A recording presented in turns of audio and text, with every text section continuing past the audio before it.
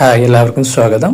ഞാനിന്ന് പറയാൻ പോകുന്നത് നിങ്ങൾക്ക് ഏറെ ഉപകാരപ്പെടുന്ന, നമ്മൾ എത്ര മരുന്നെടുത്താലും പലപ്പോഴും കഫം വിട്ടു പോകാറില്ല. തലയിലും നെഞ്ചിലും കെട്ടിക്കിടക്കുന്ന കഫം ഇളകിപ്പോകാൻ പറ്റുന്ന, വീട്ടിൽ തന്നെ ഉണ്ടാക്കി കഴിക്കാവുന്ന 7 ഹോം റെമഡീസാണ് ഞാൻ പറയാൻ പോകുന്നത്. ഇത് നിങ്ങൾക്ക് ഉപകാരപ്പെടും. ഈ വീഡിയോ സ്കിപ്പ് ചെയ്യാതെ കാണുക. ഇത്തരം ബുദ്ധിമുട്ട് അനുഭവിക്കുന്ന മറ്റുള്ളവരിലേക്ക് കൂടി ഈ വീഡിയോ ഷെയർ ചെയ്യുക. ഒന്നാമതായി പറയാൻ പോകുന്നത് ആവി പിടിക്കുക എന്നുള്ളതാണ്. ഒരു പാത്രത്തിൽ വെള്ളം നന്നായി തിളപ്പിച്ച് തലയിൽ തുണിയിട്ട് ആവി പിടിക്കുക. വെള്ളത്തിൽ അല്പം തുളസിലയോ പനീർ കുറുക്കയിലയോ കുറച്ച് തുള്ളി യൂക്കാലിപ്റ്റസോ ഓയിലോ ചേർക്കുന്നത് കഫമലിയാൻ വളരെ നല്ലതാണ്. 2. ചൂടുവെള്ളത്തിൽ ഉപ്പ് ചേർത്ത് കുപ്പിളിക്കുക.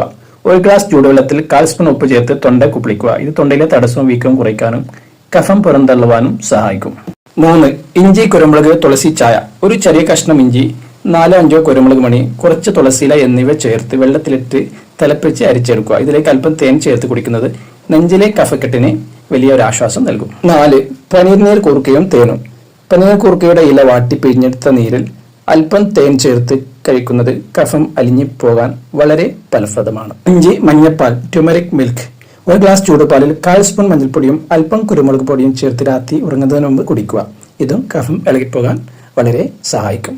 6. ധാരാളം ചൂടുവെള്ളം കുടിക്കുക.